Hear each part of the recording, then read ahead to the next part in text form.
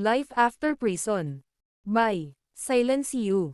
Kabanata 271. Hey, Miss, ikaw. Ayos ka lang ba? Halos lumuwa ang eyeballs ni Stanley nang mapagtanto niya kung gaano ka-sexy ang babae. Hindi niya napigilan at tuloy-tuloy ang paglunok ng laway niya. Nilagyan niya ng red lipstick ang labi niya. Ang kanyang mga mata ay nakakaakit at ang kanyang mga binti ay mahaba at sexy. Maganda ang ginawa ng bodycon dress na binibigyang diin kung gaano ka-sexy at curvy ang kanyang katawan. Anong kalokohan ang iniisip niya? Hindi mo ba nakita na tumatawid ako sa kalsada? Umangat ang ulo ng babae at tinignan si Severin ng masakit. Nagreklamo siya. Ano pang hinihintay mo? Halika, tulungan mo akong bumangon at ipadala mo ako sa ospital. Napatulala si Severin. Ang normal na pamamaraan kapag may nagpeke ng aksidente, hihingi siya ng pera. Bakit hinihiling ng babaeng ito na ipadala siya sa ospital? Hindi siya nasaktan at hindi siya nagkukunwaring aksidente para humingi ng pera. Isang posibilidad na lang ang natitira at naisip ito ni Severin. Asasin ang babaeng ito. Isa na inupahan para patayin siya. Kumbinsido siya doon nang hilingin sa kanya ng babae na tulungan siyang makatayo. Maaari siyang maging madaling target ng mamamatay tao kung pupunta siya upang tulungan ang babae nang hindi inilalagay ang kanyang bantay. Sa normal na pagsasalita, madaling mapatay ng asasin ang tao kung hindi si Severin ang tao. Napatingin si Severin kay Stanley na naglalaway ng mariin at sinabing, "Hoy, Stanley, ano pa ang hinihintay mo? Tulungan mo siya." "Oo, oo, oo. Hayaan mo akong tulungan ka." Natuwa si Stanley. Inilahad niya ang kamay para hawakan ang malayong braso ng babae sa kanya na may balak na tulungan itong bumangon habang sinusulit ang pagkakataong yakapin siya. Hindi. Siya ang nagmamaneho at muntik na niya akong mabangga. Gusto kong tulungan niya ako. Tumangging bumangon ang sexing babae at nanatili sa kalsada. Nakayuko siya na parang sanggol. Lalapit sana ang ibang mga lalaki para tulungan siya nang makita nila ito ngunit hindi si Severin. Tanong niya. Hindi ba't katulad ng kung sino man ang tumulong sa iyo? Hayaan mong tulungan ka ng lalaking ito. Wala akong nakikitang problema dyan. Nanatiling nakatayo sa gilid si Severin at tumangging lumapit para bigyan ng pagkakataon ang babae. Patuloy na niyakap ni Stanley ang babae at ninanamnam ang mabango nitong katawan. Habang sinusubukan niyang hilahin ang babae pataas, sinadya niyang hinawakan ng isang beses ang dibdib ng babae. "Ikaw." Galit na nagngangalit ang apat na bituing asasin. Tumingin siya sa likod at binigyan ng malamig na tingin si Stanley. "Nako. Pasensya na. Aksidente lang. Tara, bumangon na tayo. Dadalhin ka namin sa ospital." Paliwanag ni Stanley at tinuloy ang pagtulong sa babae.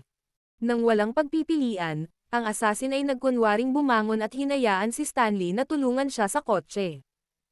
"Gusto kong umupo sa likod," sabi ng babae habang tinutulungan siya ni Stanley sa paglalakad. Maya-maya, nasa harap na sila ni Severin.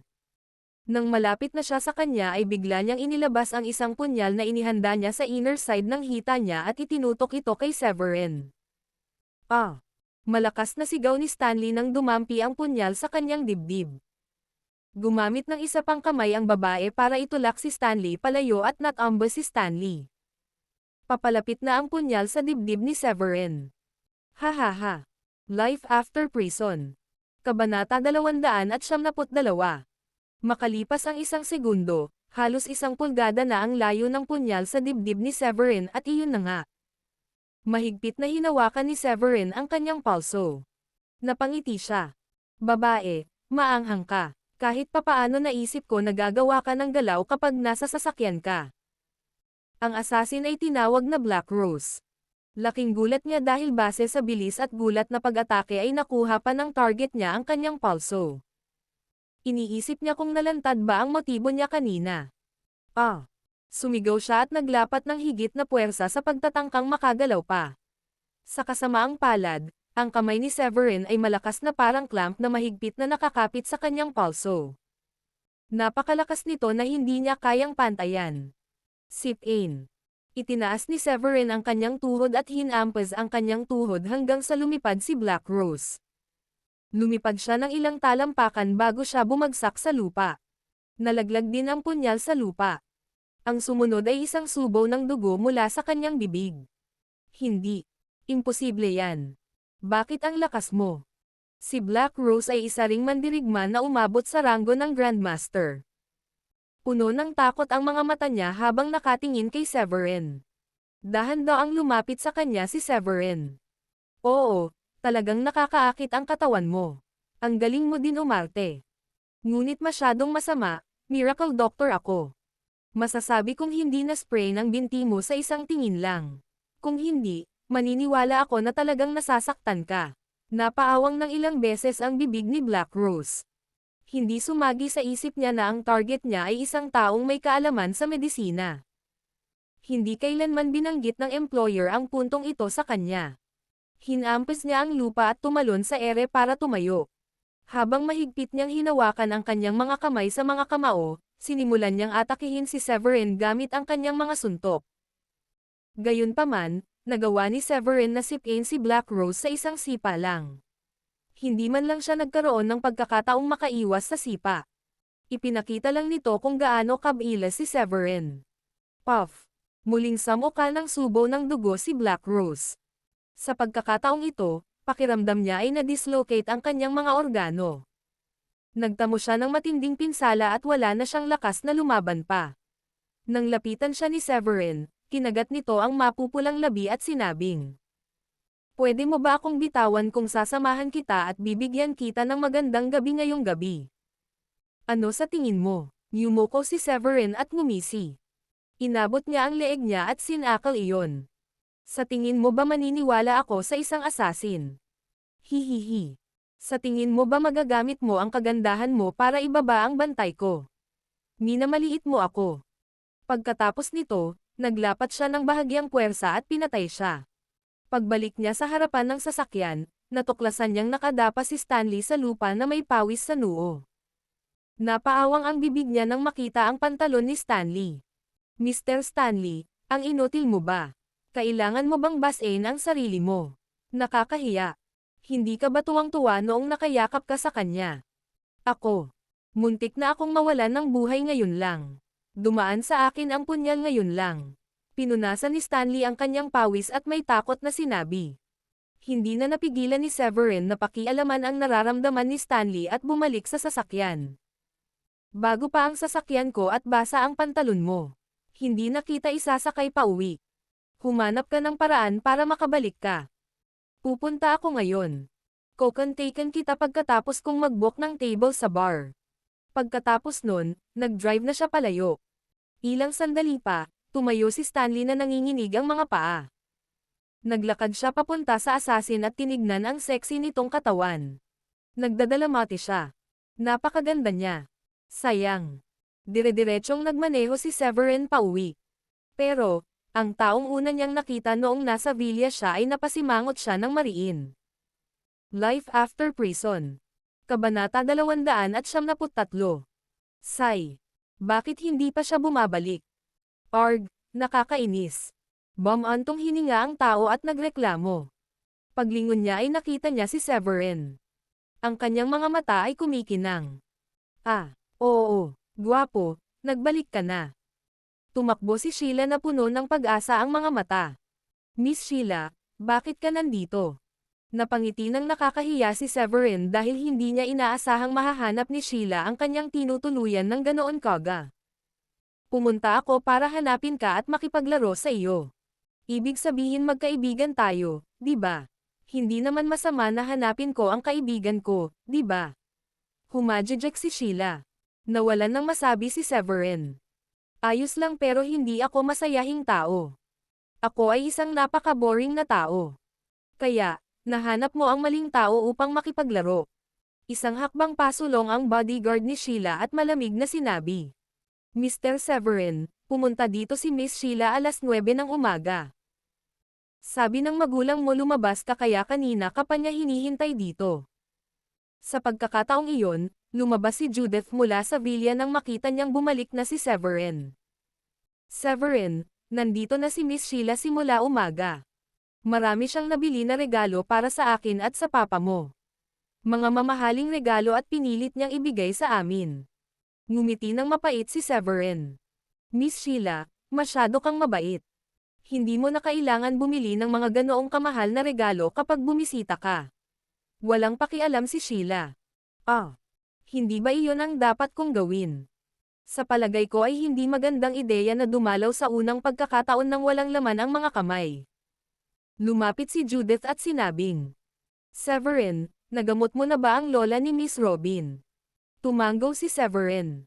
Oo, nanay. Maayos na siya ngayon. Ipinilit ni Mr. Harvin na bayaran ako ng $150 milyong para sa pagpapagamot. Sinabi ko sa kanya na ayoko pero hindi siya natuwa doon. Kaya wala akong pagpipilian at tinanggap ko na lang. Ano? $150 milyong.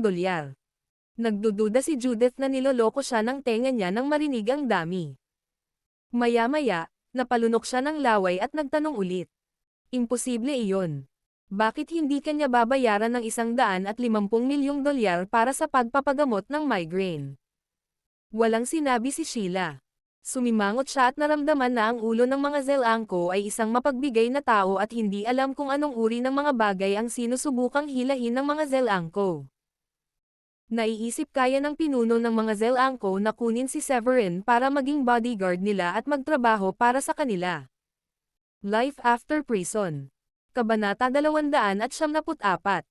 Sa hitsura nito, si Severin ay isang napaka-talented na tao.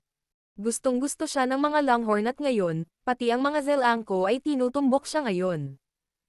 Tama siya. Ano man ang iniisip ng iba, determinado siyang makuha ang kanyang mga kamay sa lalaking ito. Nakapagtataka, hindi na nakatiis ang kapitan ng bodyguard team na si Wallace Yoshi. Ngumisi siya. Jeez, Mr. Severin, napaka-eksperto mo sa bluffang. Hindi nakakagulat na pinag-uusapan ka ni Miss Sheila. $150 milyong dahil lang sa pagtrato mo ng migraine. Sa tingin mo ba ang ulo ng mga Zelangko ay hanggal? Napakasama ng tono niya kaya masasabi ng lahat na hindi siya masaya kay Severin. Sa mga bodyguard na nagpo-protekta kay Sheila, si Wallace ang gwapo. At personal bodyguard din siya ni Sheila. Simula nang magtrabaho siya sa Ballards, naging personal bodyguard na niya ito at nagkaroon sila ng malapit na relasyon. Unti-unti, nagkakaroon siya ng romantikong pakiramdam para sa kanyang amo. Kadalasan ay nai-imagine niyang mai-inlove si Sheila sa kanya. Malaking pagbabago ang kanyang buhay kung pakakasalan niya si Sheila. Gayunpaman, hindi niya inasahan na magkakaroon ng damdamin si Sheila para kay Severin dahil lamang sa nailigtas niya ito minsan nang tumanggi si Sheila na sundan siya o ang iba pang mga bodyguard. Unti-unting namumuo ang selos sa kanyang puso. At pakiramdam niya ay ninakaw ni Severin ang kanyang babae. Naghinala pa siya na isa si Severin sa mga kasabwat ng mga magnanakaw. Naglalaro ng masamang pulis at mabuting pulis na may layuning mapalapit kay Severin. He even acted cool and proud na may deliberasyon para akitin si Sheila at napukaw ang curiosity ni Sheila. Mula noong nakaraan, maraming mayayamang bata ang sumusubok na ligawan si Sheila pero bawat isa sa kanila ay tinanggihan ni Sheila. Lumikha ito ng bagong karanasan para kay Sheila nang hindi ginawa ni Severin ang pamantayan at tulad ng hinulaang nila ay ginaising niya si Sheila. Halatang nararamdaman ni Sheila na masama ang loob ni Wallace kay Severin. Dumilim ang mukha niya at sinabing, Wallace, paano mo masasabi iyan tungkol sa mga Zelangko? Dapat isipin nila na sulit ang pagbabayad ng ganoong kalaking pera. At saka, ang $150 milyong ay wala sa kanila. Natahimik si Wallace. Miss Sheila, hindi ko sinasabing hindi kayang bayaran ng mga Zelangko ang ganoong halaga at hindi rin ako nagdududa sa kakayahan ng mga Zelangko. Naiisip ko lang na ang taong ito dito ay nambobola dahil tila hindi makatwiran para sa Zelangko na bayaran siya ng ganoong kalaking pera. Noon, si Severin lang ang nagpaliwanag. Pinagaling ko rin ang mga binti ni Madam Jody. Ngayon ay nakakalakad na siya. Kaya walang halaga sa kanila ang pera kung ikukumpara sa mga binti ni Madam Jody. Sabi pa nga nila na malugod silang magbibigay para sa anumang tulong kapag kailangan ko ito. Ano? Pinagaling mo ang mga binti ni Madam Jody. Napabuntong hininga si Sheila nang marinig iyon. Nagkaroon ng problema si Madam Jody sa kanyang mga binti 10 taon na ang nakalilipas. Marami na siyang nakonsultang ospital at wala ni isa sa kanila ang makakatulong sa kanya. Talagang pinagaling mo siya. Kaya pala, hindi nakapagtataka na binayaran kanila ng ganoon kalaking pera. Malaking bagay ito. Higit pa ang halaga nito kaysa sa 150 milyong dolyar para sa Zalancos kung makakalakad muli si Madam Jody. Talaga. Napakatalentado ng anak ko. Hindi kaya ng mga ospital na iyon pero nagawa mo. Nakaramdam ng pagmamalaki si Judith nang marinig ang balita. Talagang hindi makatwiran para kay Severin na tanggapin ang ganoong kalaking halaga para sa paggamot ng migraine. Gayunpaman, ibang-iba ang kwento kung pinagaling ni Severin ang mga binti ni Madam Jody pagkatapos na paralisado ang mga binti nito. Mariing umawang ang bibig ni Wallace. Hindi niya alam na napakagaling ni Severin sa medisina. Tumingin si Severin kay Sheila at muling pinaalalahanan. Nako, Miss Sheila, talagang may sakit ang tatay mo. Nakita ko ito noong opening ceremony ng Longhorns. Pero napakaraming tao kaya wala akong nasabi. Bago pa makapagsalita si Sheila, sinugod ni Wallace si Severin at binigyan ito ng galit na titig. Kalokohan. Ano bang problema mo? Bakit mo sinumpa ang amo ko? Maayos naman ang katawan niya at wala siyang nakitang sintomas ng anumang sakit. Kung maglakas loob kang sabihin iyon muli, sasampalin kita. Hindi inaasahan ni Severin na napakayabang ni Wallace para kausapin siya ng ganoon kabastos. Binalik niya ang tingin kay Wallace. Gusto mo akong suntukin? Hahaha. Sa tingin mo ba ay mayroon kang kakayahan upang tamaan ako? Life after prison. Kabanata 275. Hoy, bata. Anong sabi mo? Maglakas loob ka bang tingnan ako ng mababa? Ako ang kapitan ng bodyguard ng Brookbourne Mansion. Marami akong lalaki sa ilalim ko. Maglakas loob ka bang kalabanan ako? Hindi kailanman nagustuhan ni Wallace si Severin mula pa noong una. Sinamantala niya ang pagkakataon at naprovoke si Severin nang magsalita si Severin ng buong tapang. Wallace. Anong kalokohan ang pinagsasabi mo? Kaibigan ko si Mr. Severin. Paano mo naiisip na awayin siya kung nandito ako para makipaglaro sa kanya? Napakabastos mo. Agad na nagalit si Sheila na namula ang mukha. Si Wallace ay hindi kailanman isang hindi makatwirang tao.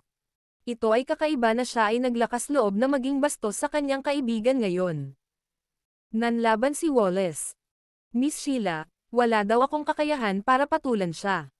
Ako ang kapitan ng mga bodyguard ng Brookbourne Mansion. Tinitingnan niya ng mababa ang Brookbourne Mansion kung mababa ang tingin niya sa akin. Hinahamon ko siya alang-alang sa Brookbourne Mansion. Pero, kumunat ang noo ni Judith. Laking gulat niya nang makitang napakasama ng loob ng bodyguard ni Sheila. Ginagamit ang kanyang kamao sa isang tao kapag hindi siya nasisiyahan sa taong iyon. Baliw ka ba? Hayaan mong ipaglaban kita.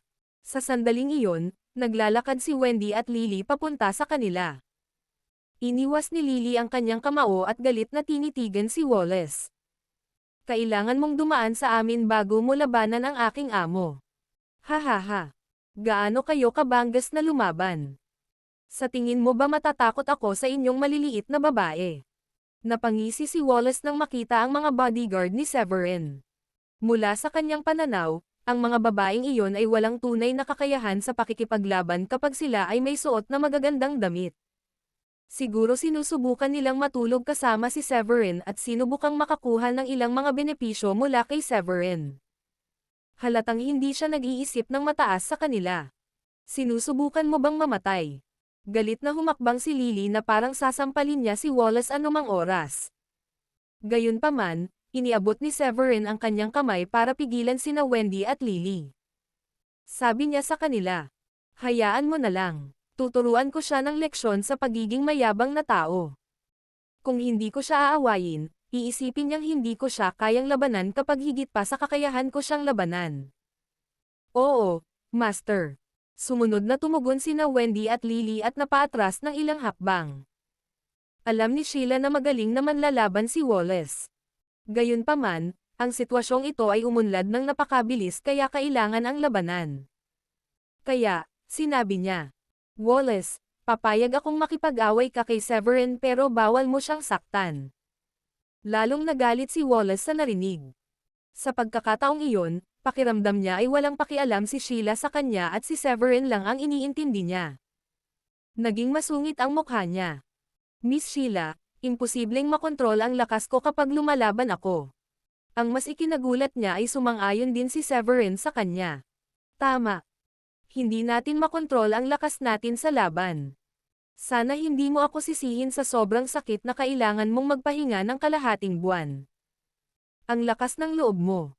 Pinandilatan ni Wallace si Severin at sinabing, subukan mo kung gayon. Tingnan natin kung kaya mong gawin iyon. Walang sino man maliban sa mga tagapag-alaga sa Ballards ang aking kapantay.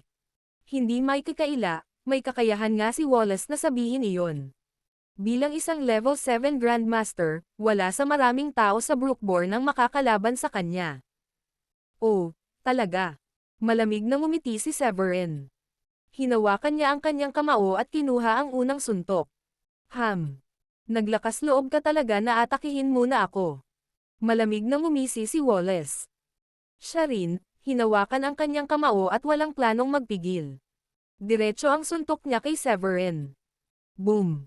Nagsalpukan ang dalawang suntok at lumikha ng medyo malalim na tunog. Napaatras ng ilang hakbang si Wallace dahil sa lakas ng pagkakabangga. Hindi. Imposible. Life after prison. Kabanata 296. May hindi makapaniwala sa mga mata ni Wallace at hindi man lang niya maisip na mas malakas si Severin kaysa sa kanya. Napasulyap siya kay Sheila at lalo pang nagselos nang makita kung gaano ito kagaanan. Sabay kuyom niya ng mga kamao saka muling sinugod si Severin. Nakaharap ang magkabilang kamao niya habang iniikot ang katawan at sabay na umatake kay Severin. Rock Crushing Fist. Gumagamit ba siya ng martial arts? Sa tingin ko wala siyang balak na awatin ako. Kitang-kita ni Severin sa poster ni Wallace na walang tigil ang pag-atake sa kanya ng huli. Pagkatapos ay nagsagawa siya ng body flicker sa bilis na higit sa 2 beses na mas mabilis kaysa dati, na nagbigay daan sa kanya upang madaling makaiwas sa atake ni Wallace. Anong nangyari kanina? Sa pag-aakalang hindi makakaiwas si Severin sa oras, natuwa si Wallace nang makitang malapit ng dumaong ang kanyang pag-atake kay Severin. Gayunpaman, sa kanyang sorpresa, ang kanyang pag-atake ay hindi nakarating kay Severin. Paano posible na umiwas sa ganoong bilis? Nagtataka si Wallace. Ang tanging paliwanag ay naabot na ng taong ito ang antas ng isang level 9 Grandmaster. Ang mga nakarating sa ganoong antas ay kapantay ng mga tagapagalaga ng Ballard, at ang iilan sa kanila ay bihirang magpakita ng kanilang mga galaw maliban kung ang problemang kinakaharap ay nauugnay sa buhay at kamatayan ng isa sa mga Ballard. Habang nanginginig pa si Wallace sa gulat, diretsong sinuntok siya ni Severin sa dibdib. Malinaw na naririnig ni Wallace ang tunog ng pagkabali ng kanyang mga tadyang, at sa sumunod na segundo, nakita niyang bumubulwak ang dugo habang lumilipad siya ng ilang metro pabalik. Bumagsak siya sa lupa, walang tigil na nanginginig, at hindi man lang makatayo. Arg! Napaungol si Wallace sa sakit at napahawak sa dibdib. Kapitan! Agad siyang pinalibutan ng 4 na bodyguards ng nakakatakot na mga ekspresyon, dahil hindi nila inaasahan na ang isang tulad ni Wallace ay magiging napakahina sa harap ni Severin. Ayos ka lang, Wallace. Hindi napigil ang tumakbo ni Sheila para magtanong nang makita ang kaawa-awang hitsura ni Wallace. Masakit. Nasa sobrang paghihirap si Wallace kaya namuo ang malamig na butil ng pawis sa kanyang noo. Sabi ni Severin. Dapat mo siyang dalhin sa ospital. Sa tansya ko, kakailanganin siyang nakarete ng hindi bababa sa kalahating buwan. Oo, dapat ipadala niyong 4 sa ospital ngayon din. Agad na sabi ni Sheila. Sabi ng isa sa mga bodyguard. Ngunit, Miss Sheila, ano ang tungkol sa iyo? Ano ang gagawin mo kung umalis kami sa iyong tabi at ipadala siya sa ospital? Hayaan mo akong manatili at protektahan ka. Nag-aalala ako na hindi ka ligtas sa iyong pagbabalik. Kung tutuusin, nangyari ang hindi magandang pangyayari nang lumabas si Sheila nang hindi kasama ang kanyang mga bodyguard noong isang araw, na nagudyok kay Zachariah na utusan ang mga bodyguard na sundan si Sheila tuwing lalabas siya. Saglit na natigilan si Sheila, ngunit hindi nagtagal ay napalitan iyon ng bug zone ng saya habang same time na sinabi. Hindi na iyon kailangan. Maaari mo siyang dalhin sa ospital, at iuuwi na lang ako ni Severin sa bahay mamaya. Makapangyarihan siya para protektahan ako ng walang problema. Agad namang pinagsisihan ni Severin ang pambubugbog kay Wallace dahil ginamit ni Sheila ang pagkaka-ospital ni Wallace bilang pagkakataon para makasama si Severin ng mas maraming oras. Oo, mangyaring ipadala siya sa ospital. Pauwiin ni Severin si Miss Sheila mamaya. Agad na sabi ni Judith. Sinulyapan ni Sheila ang gwapong mukha ni Severin at agad na nakaramdam ng hiya. Life after prison. Kabanata 277. Nang marinig iyon ni Wallace, nagalit siya kaya muntik na siyang mawalan ng malay. Bakit ko pa siya na-provoke ng walang dahilan?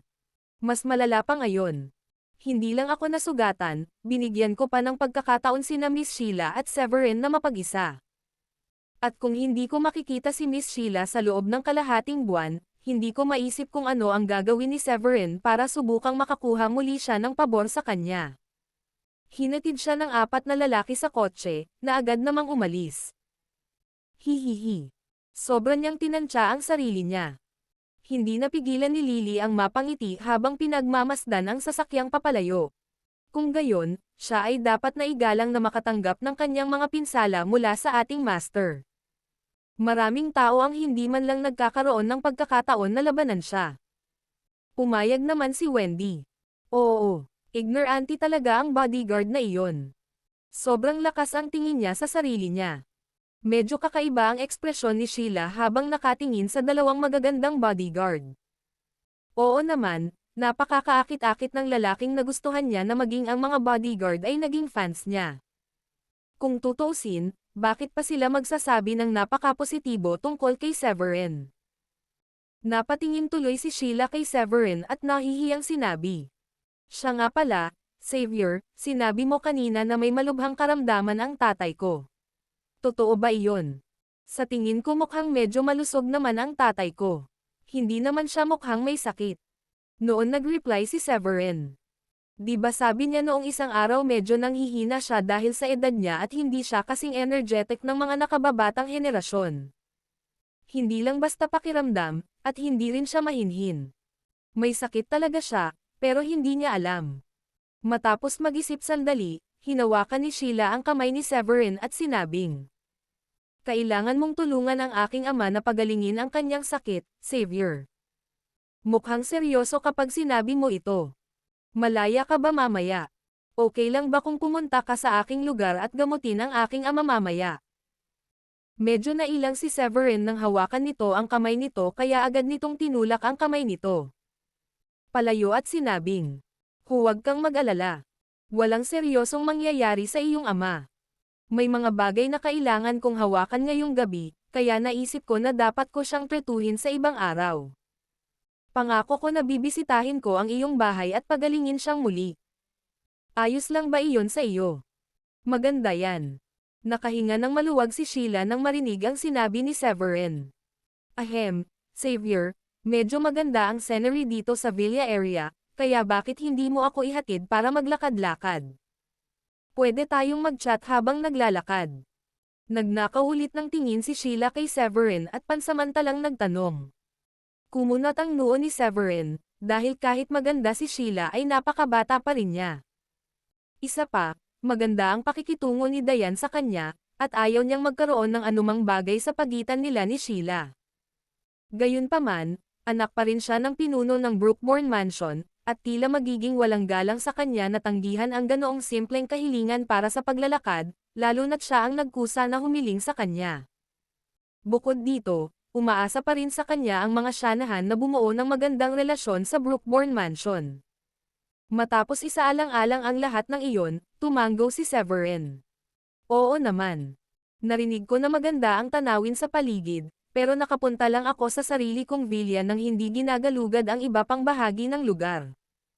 Maaari tayong maglakad-lakad kung gusto mo. Hindi napigilan ni Sheila ang saya nang pumayag si Severin. Lumabas silang dalawa ng villa at nagsimulang maglakad sa kalapit na daanan. Life After Prison. Kabanata 278. Bukod sa ilang lane na lalabas-masok ang mga sasakyan, mayroon ding ilang daanan sa paglalakad na maraming nakatanim na bulaklak at halaman sa paligid. Ang katahimikan ng lugar ay naging perpekto para sa mga nagnanais na mamasyal at makaramdam ng kapayapaan sa kalikasan.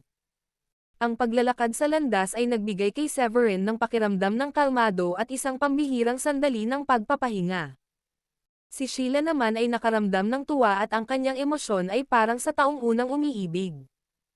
Kung tutuusin, hindi pa siya nakakarelasyon noon, at medyo nakaramdam siya ng kaba sa paglalakad sa tabi ng gwapong si Severin.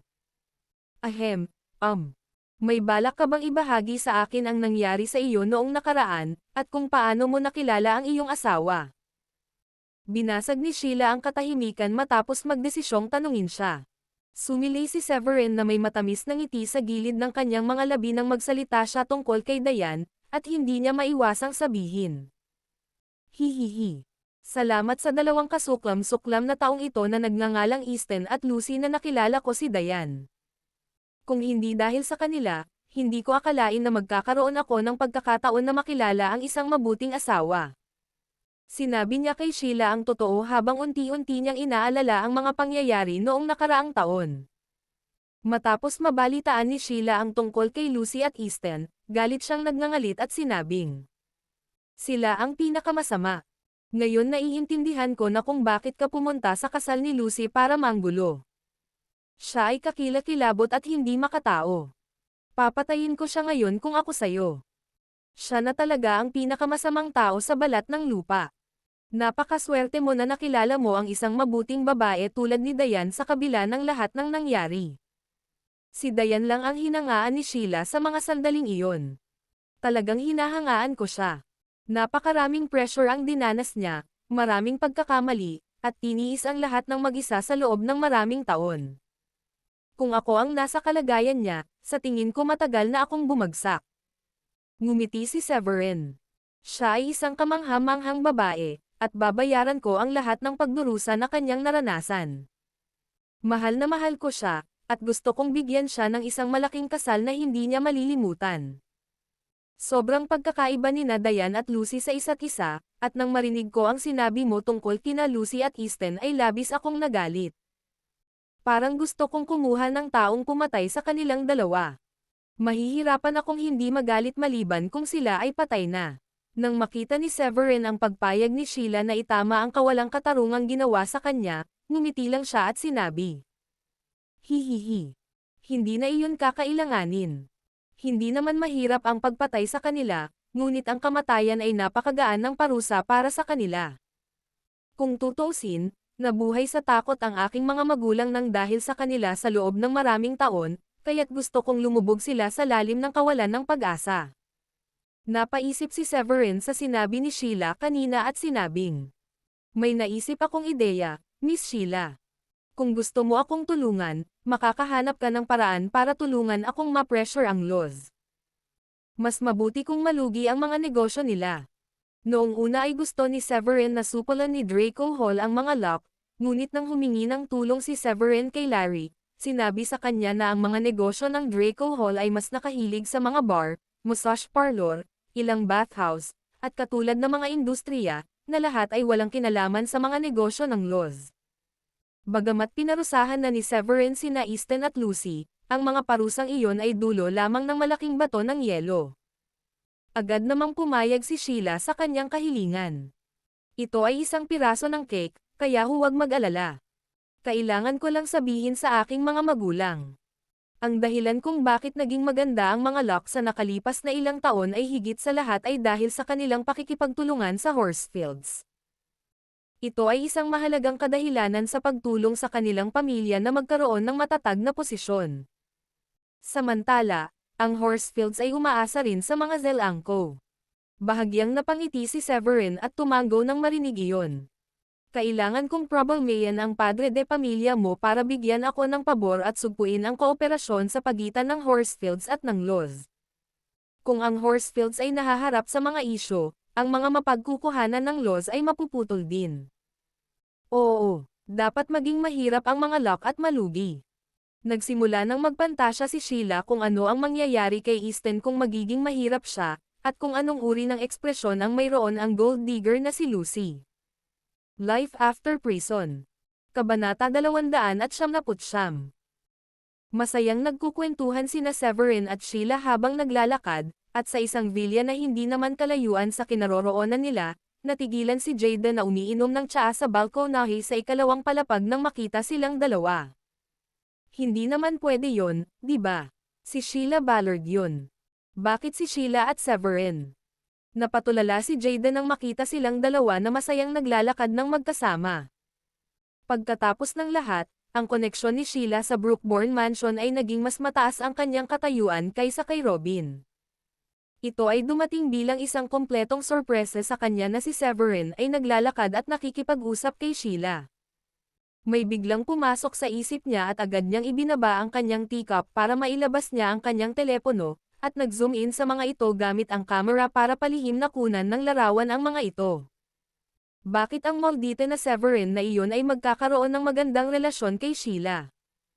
Malamang boytoy niya. Galit na nagngangalit si Jada matapos isipin ang ginawa ni Severin sa kanya at sa kanyang ama. Napaisip tuloy siya at mamulong. Iniisip ko kung magiging kapaki-pakinabang ang larawang ito kahit papaano. Matapos pag-isipan ang mga posibleng pagpipilian, sa wakas ay umiling siya. Hindi naman siguro. Namamasyal lang sina Sheila at Severin, at hindi naman sila gumagawa ng kakaiba. Hindi naman siguro magsaselo si Diane, dahil baka matuwa pa ang mga Shanahan na makita si Severin na nagkakaroon ng mas malapit na relasyon kay Sheila. Kung tutuusin, gustong iugnay ng mga Shanahan ang kanilang sarili sa mga Ballard noon pa man. Biglang tumunog ang cellphone ni Jada. Sinagot niya ang telepono at narinig ang boses ni Edward sa kabilang linya. Sinabi niya sa kanya na makipagkita sa kanya sa isang kafe sa lalong madaling panahon. Bagamat hindi niya alam kung ano ang nangyari, ang tono ni Edward ay tila nagpapahiwatig na may masamang balita. Hindi nagtagal, nakarating na siya sa kafe na binanggit ni Edward. Pagkaupo niya at pag-order ng isang tasa ng kape, dumating na rin sina Easton at Lucy. May problema ba, Edward? Tanong ni Easton pagkaupo niya. Napatingin si Edward sa kanilang tatlo, at sinabing, mayroon akong masamang balita. Ang 4-star assassin na inupahan natin ay pinatay 1 oras lang ang nakalipas, at namatay siya sa gilid ng kalsada. Namatay din siya. Nagdilim ang mukha ni Easton nang marinig iyon. Gumastos tayo ng 3 milyon para kunin siya, at namatay siya ng ganoon. Bagamat kalahati ang binayaran nila ni Jada, nalungkot pa rin siya na nawala ang pera ng ganoon. Kung tutuusin, ang yaman ng kanyang pamilya ay nasa antas lamang ng mga mayayamang negosyante, at hindi niya maihahambing sa mga pamilyang nasa matataas na uri tulad ni Jada at Edward. Nakakainis na kahit na ang mga 4-star assassin ay hindi nakayanan ang gawain. Malungkot din ang ekspresyon ni Jada at tumahimik pagkatapos ng pahayag na iyon. Life After Prison. Kabanata 300. Ngumiti ng mapait si Edward, at sinabi, ito ay hindi maaaring makatulong. Naisip ko ang sitwasyon at nagpasya na dapat tayong magpatuloy sa paggastos ng mas maraming pera upang kumuha ng mga assassin. Minaliit natin ang lakas ni Severin, kaya ang tanging pagpipilian natin ay kumuha ng mas malalakas at mas mahuhusay na mamamatay tao. Kung kahit na ang 4 na bituin na mamamatay tao ay hindi mapagkakatiwalaan, dapat tayong kumuha ng 6-star assassins. Bahagyang kumaibot ang sulok ng bibig ni Easton at nagtanong. 6 stars. Papaano kung hindi pa rin sila mapagkakatiwalaan? Bukod doon, wala nang discount ngayong tapos na ang kanilang anibersaryo. Magkano kaya ang halaga ng 6 stars assassins? Kumunat ang noo ni Edward. Ang isang 6-star assassins ay nagkakahalaga ng 4.5 milyon, ngunit dahil sinabi niya dati sa kanila na ang presyo ng 4-star assassins ay 6 na milyon bago ang diskwento, hindi niya maaaring banggitin ang mga ito ng isang presyo na mas mababa kaysa doon. Gayunpaman, hindi rin siya makapagbigay ng masyadong mataas na presyo, dahil natatakot siyang baka mabigla ang dalawa sa dami at magdesisyong sumuko sa plano. Pagkaraan ng ilang sandali ay nag-isip siya. 7.5 milyon. Hindi naman ganoon kamahal kung ikukumpara sa 4-star assassin. 7.5 milyon. Pero wala silang promo ngayon, at hindi ko kakayanin kahit kalahati lang ang binayaran namin ni Jada. Masyadong mahal ito, Edward, sa tingin ko, mas mabuti nang ibasura na natin ang planong ito. Walang katumbas na halaga ang paggastos para sa isang tulad ni Severin, at saka, medyo mahigpit na ang cash flow ng pamilya ko. Bagamat gusto ni Easton na patayin si Severin, kailangan niyang iguhit ang linya sa pagbabayad ng higit sa $1,000,000. Nang maalala ni Jada kung paano siya sinampal, pinilit na lumuhad at humingi ng tawad, pinanood ang kanyang ama na sinusuntok, at nawala ng kota para sa proyekto ng Liberty City, hindi niya napigilan ang kanyang galit. Agad niyang sinubukang hikayatin si Easton.